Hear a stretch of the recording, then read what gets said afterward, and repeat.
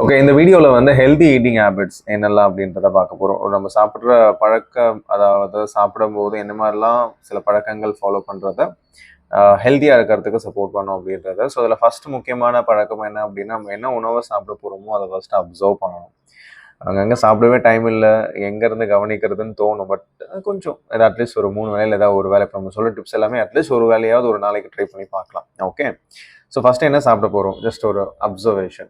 Okay, so அந்த time அந்த கொடுக்கும்போது நமக்கு சலைவா செக்ரேட் ஆகிறதுக்குலாம் ரொம்ப சப்போர்ட்டிவாக இருக்கும். நீங்களே அது அந்த பண்ணும்போது தெரியும் உங்களுக்கு. அது இத்தனைக்கும் நம்ம பிடிச்ச உணவாக இருக்குன்னா நல்லாவே ஃபீல் பண்ணலாம். ஸோ அப்படி. ரெண்டாவது வந்து ஈட் மைண்ட்ஃபுல்லி. ஸோ நம்ம என்ன சாப்பிட போகிறோமோ நல்லா அதை என்ஜாய் பண்ணி ஒரு ஃபஸ்ட்டு எடுத்து சாப்பிடும்போது மேபி நம்ம கவனிக்கலாம். அடுத்தடுத்து என்ன பண்ணுவோம்னா, நம்ம பாட்டு ஏதாவது யோசிச்சுட்டு இருப்போம், இல்லை ஃபோனை பார்ப்போம், டிவி பார்ப்போம், ஏதோ சம்திங். ஓகே, அந்த மாதிரி பண்ணிட்டு நம்ம சாப்பிடுவோம். ஸோ அப்படி இல்லாமல் நல்லா என்ஜாய் பண்ணி அந்த ஃபுட்டை வந்து சாப்பிட்றத நம்ம ஒரு ஹேபிட்டாக வச்சுக்கலாம். ஓகே, அண்ட் மூணாவது என்ன அப்படின்னா, சாப்பிட்ற விதம், ஆர்டர். ஓகே, எந்த ஆர்டரில் சாப்பிட்றோம். ஸோ ஃபஸ்ட்டு வந்து பார்த்தீங்கன்னா, நம்ம சாப்பிடும்போது ஏதாச்சும் ஒரு ஃப்ரூட்ஸ் எடுத்துக்கலாம். ஓகே, அதுக்கப்புறம் ஒரு கூட்டு பொரியலோ, ஒரு புரதம் சார்ந்த உணர்வோ, ஏதாவது ஒரு உணவை வந்து பார்த்தீங்கன்னா, இப்போ ஒரு பயிரோ ஏதோ சம்திங் எதாவது பண்ணியிருக்கோம் அப்படின்னா, எக் அந்த மாதிரி. ஸோ புரதம் சார்ந்த உணவு இருக்குன்னா அது சாப்பிடலாம். அதுக்கப்புறம் ரைஸ் போர்ஷனுக்கு சாப்பிட்டு அதுக்கப்புறமா வந்து கேர்டு. ஸோ இந்த ஆர்டரை வந்து மெயின்டைன் பண்ணுறது ரொம்ப நல்லது. ஓகே, இந்த மாதிரி ரைட். நாலாவது வந்து பார்த்தீங்க அப்படின்னா, ட்ரிங்க் யோர் ஃபுட்.